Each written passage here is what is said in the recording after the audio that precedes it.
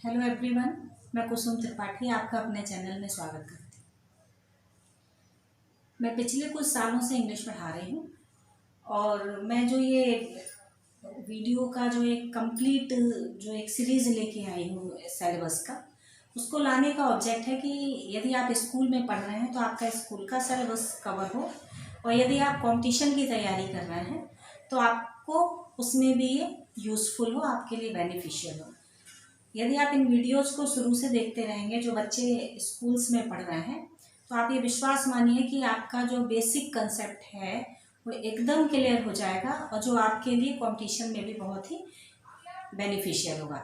मैं आपको यहाँ पे बता दूँ कि हम लोग मॉडल ऑक्सिलरी पढ़ रहे थे। मॉडल ऑक्सिलरी में हम लोगों ने कई मॉडल ऑक्सिलरी जो है कवर कर ली है। आज जो है शैल और विल मुझे पढ़ाना है, तो शुरू करते हैं। शैल और विल, देखिए, इसको पढ़ने से पहले हम एक चीज़ समझते हैं जो हम लोग सबको ही जानते हैं कि शैल और विल सिंपल फ्यूचर टेंस को भी जो है डिनोट करता है।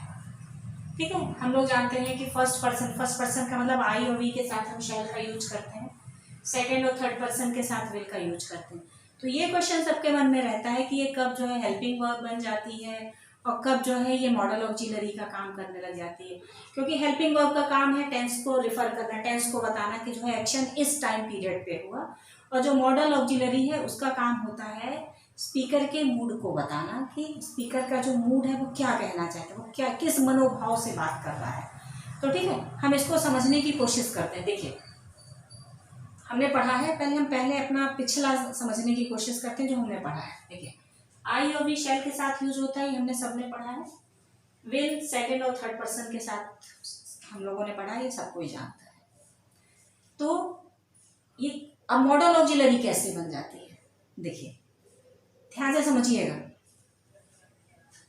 ऐसे जब आई और वी का यूज इसके साथ और शैल का यूज इसके साथ होने लग जाता है, तो ये स्पीकर के मूड को एक्सप्रेस करने लग जाती है। वो बहुत ही मैंने अपनी तरफ से इजी और ट्रिकी वे में समझाने की कोशिश की है, इससे इजी वे है नहीं, ना आपको कहीं यूट्यूब में मिलने वाला है।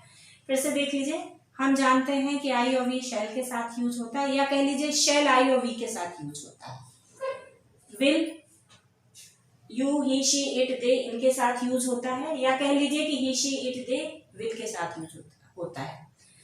ये मॉडल ऑक्सिलरी कब बनती हैं, ये स्पीकर के मूड को कब एक्सप्रेस करने लगती हैं, जैसे ही ये क्रॉस में यूज होने लगती है। जैसे ही आप आई और वी का यूज विल के साथ करते हो और शैल का use he she it they के साथ करने लग जाते हो, तो यही विल और शैल मॉडल ऑक्सिलरी का काम करने लग जाती हैं, स्पीकर के मूड को एक्सप्रेस करने लग जाती हैं।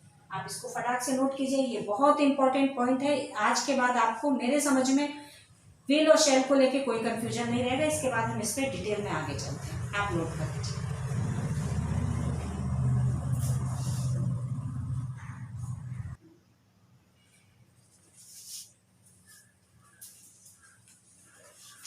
देखिए, विल जब फर्स्ट पर्सन के साथ आता है, फर्स्ट पर्सन का मतलब आई और वी, विल जब फर्स्ट पर्सन के साथ आता है तो प्रॉमिस को एक्सप्रेस करता है। प्रॉमिस, स्पीकर के प्रॉमिस के मूड को बताता है कि स्पीकर प्रॉमिस कर रहा है। देखिए, I will stand with you when ever you need, मैं हमेशा तुम्हारे साथ खड़ा रहूंगा जब भी तुम्हें मेरी जरूरत होगी। ठीक है, एक सेंटेंस। दूसरा देखिए, I will see your matter soon, मैं जल्दी ही तुम्हारा मैटर देखता हूँ कि क्या बात है। तो इन दोनों सेंटेंसेस से हम देख रहे हैं कि प्रॉमिस जो है एक्सप्रेस हो रहा है। या आप ये भी लिख सकते हैं, आई विल हेल्प यू, मैं तुम्हारी मदद करूंगा, तो ये भी प्रॉमिस है। ठीक, एक आप देखते हैं इसी में नेक्स्ट जो है, जो टॉपिक है, जो नेक्स्ट पॉइंट है वो है डिटर्मिनेशन का। देखिए, डिटर्मिनेशन आप समझते हैं ना, दृढ़ निश्चय। वी विल फाइट अगेंस्ट कोविड-19 टुगेदर, हम सब मिलकर कोविड-19 के अगेंस्ट लड़ेंगे, ये हमारी डिटर्मिनेशन है। I will never stand with you, मैं कभी तुम्हारे साथ खड़ा नहीं होऊंगा। ठीक है, नेक्स्ट देखिए, I shall get first position in the class, मैं क्लास में फर्स्ट पोजीशन लेके आऊंगा। तो ये जो सारे एग्जाम्पल्स हैं, ये विल के जो है डिटर्मिनेशन को एक्सप्रेस करते हैं। लेकिन ये कब डिटर्मिनेशन और प्रॉमिस बनते हैं, जब विल का यूज फर्स्ट पर्सन यानी आई और वी के साथ होता है। तो आप इसको नोट कीजिए।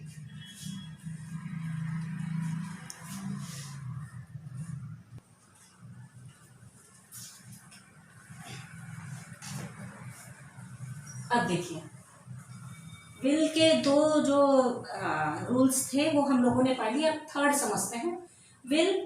विलिंगनेस को कैसे एक्सप्रेस करता है, मतलब जब फर्स्ट पर्सन के साथ विल आता है तो वो विलिंगनेस को बताता है। देखो, I will buy a new car, मैं एक नई कार खरीदूंगा, ये मेरी इच्छा को रिप्रेजेंट कर रहा है, एक्सप्रेस कर रहा है। आई विल गो, मैं जाऊंगा, ये मेरी विलिंगनेस यानी मेरी जाने की इच्छा को एक्सप्रेस करता है। तो ये विल जो है 3 एरियाज को, जो है स्पीकर के 3 मूड्स को कवर करता है, वो मैंने कवर कर लिया है। उसके जो 2 बहुत ही इंपॉर्टेंट पिन पॉइंट्स हैं जो आपको जल्दी से कहीं देखने को नहीं मिलेंगे और आपके दिमाग में हमेशा ये क्वेश्चन रहता है, मैंने ये नोट कर दिया, आप इसको लिख लीजिए।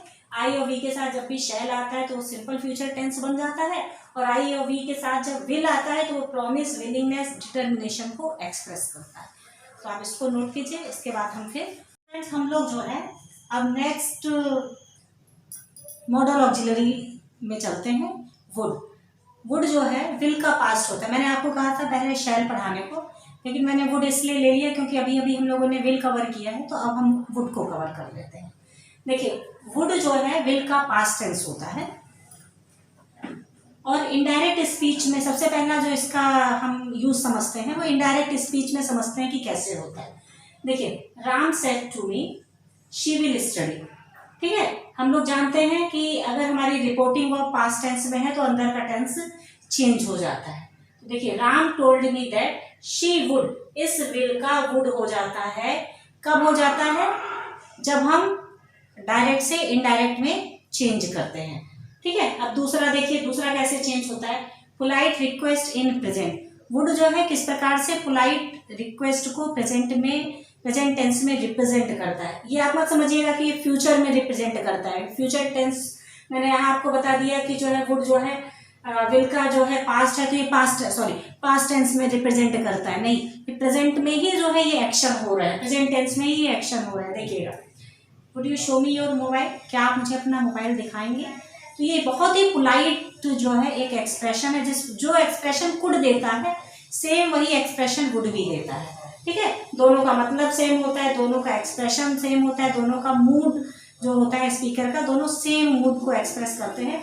अच्छा, फिर स्टूडेंट्स के साथ अपने ये कन्फ्यूजन है कि हम वुड यूज करें कि कुड, तो एग्जाम में ऑप्शन एक ही आता है।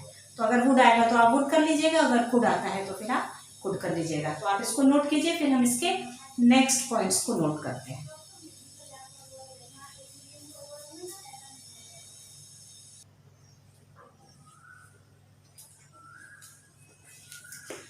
अब हम इसका थर्ड पॉइंट देखते हैं। देखिए, एक्शन इन पास्ट टेंस। देखिए, एक्शन इन मतलब पास्ट के एक्शन को, जो एक्शन पास्ट में हुआ है वो उसको किस प्रकार से एक्सप्रेस करता है, इसको समझिए। When he was young he would go to morning walk daily, जब वो यंग था तो रोज मॉर्निंग वॉक पे जाया करता था।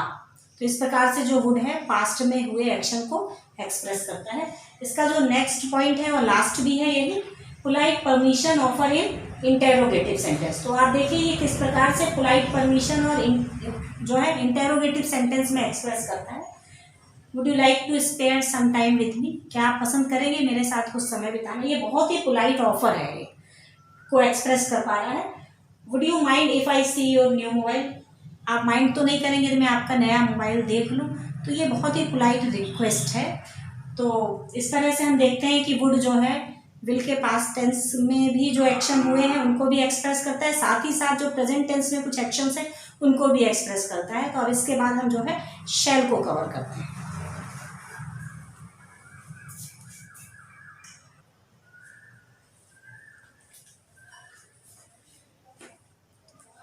देखिए, अब हम जो है मूव करते हैं शैल की तरफ। शैल जो है मॉडल ऑक्सिलरी के रूप में, अब हम इसको समझेंगे कि शैल कब जो है टेंस के रूप में आता है और शैल कब जो है मॉडल ऑक्सिलरी के रूप में वर्क करता है। देखिए, शैल जब फर्स्ट पर्सन के साथ लगता है, ये मैंने शुरू में ही आपको बता दिया था कि आई और वी के साथ शैल का यूज होता है, बाकी सेकंड और थर्ड पर्सन के साथ विल का यूज होता है।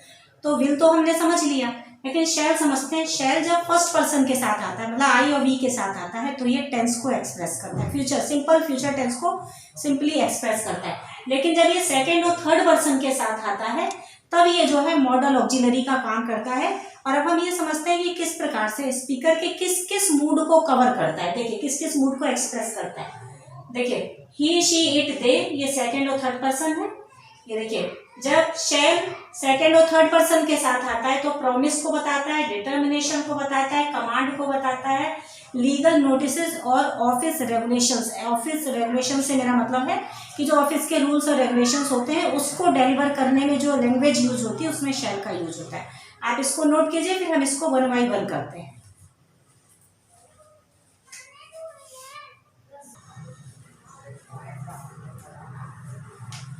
तो अब हम देखते हैं कि शेल जो है किस प्रकार से प्रॉमिस को एक्सप्रेस करता है। देखिए, you shall get a surprise if you come first. तुमको एक सरप्राइज मिलेगा यदि तुम क्लास में फर्स्ट आते हो तो ये देखिए किस प्रकार से जो है प्रॉमिस को एक्सप्रेस कर रहा है। सेकंड देखिए, कमांड को कैसे रिप्रेजेंट करता है। एक तो ये सेंटेंस है, you shall not go out without my order, या nobody will go out without my order. ये सारे sentence, sorry, nobody will go out, ये शेल का एग्जाम्पल नहीं है। शेल का हम दूसरा एग्जाम्पल लेते हैं।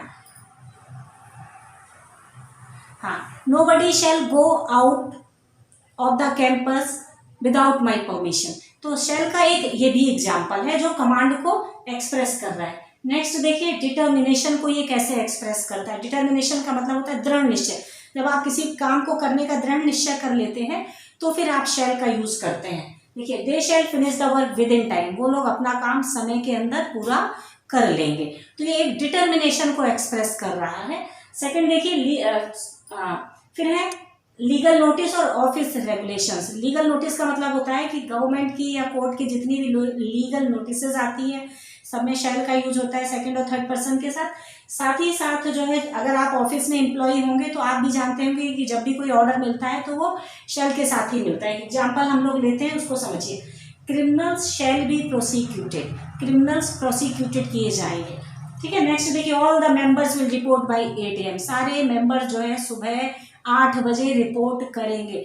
तो ये इस प्रकार से हम देख रहे हैं कि जो ऑफिस के जो रेगुलेशंस हैं, जो रूल्स हैं, उनकी जब भी बात होती है, जब भी एम्प्लॉय के ऊपर कोई ऑर्डर इम्पोज किया जाता है, जब उसको ऑर्डर दिया जाता है तो हम शेल का यूज करते हैं। तो होपफुली आपको ये कंसेप्ट शेल का बिल्कुल क्लियर हो गया होगा। और मैंने शेल के जितने भी मूड, स्पीकर जितने भी मूड कवर करता है शेल को लेके, वो मैंने सारे इसमें कवर किए हैं। ये आपके लिए बहुत यूजफुल है।